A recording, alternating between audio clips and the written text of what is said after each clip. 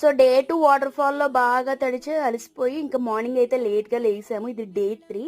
So ఇంకా అందరం ఇంట్లోనే బ్రేక్ఫాస్ట్ చేసేసి ఇక్కడ వినాయకుడి టెంపుల్ ఉందంటే వినాయకుడి టెంపుల్కి అయితే వచ్చేసాం. సో అక్కడ చూపించిన ఫ్లవర్స్ చాలా అందంగా ఉన్నాయి. దూరం నుంచి అసలు ఫ్లవర్స్ లాగే లేవు. ఇక్కడ వినాయకుడు అయితే చాలా లోపలిగా ఉండి చాలా మహిమగల దేవుడు అంటే వినాయకుడి టెంపుల్.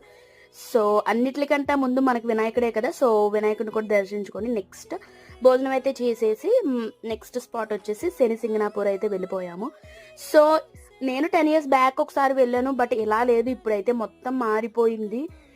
ఇంతకు ముందు అయితే జస్ట్ వెళ్ళడానికి కూడా అంత టైం పట్టేది కాదు, బట్ ఇప్పుడు ట్రావెల్ చేయడానికే చాలా టైం పట్టేస్తుంది అలా వాక్ చేసి దేవుడి దగ్గర వెళ్ళడానికే. అంతేలేండి, జనాలు పెరుగుతున్నా కొద్ది ఇంకా పాపం గుడి వాళ్ళు ఏం చేస్తారు, ఇంకా అలా లైన్లు పెంచుకుంటూ పోతున్నారు.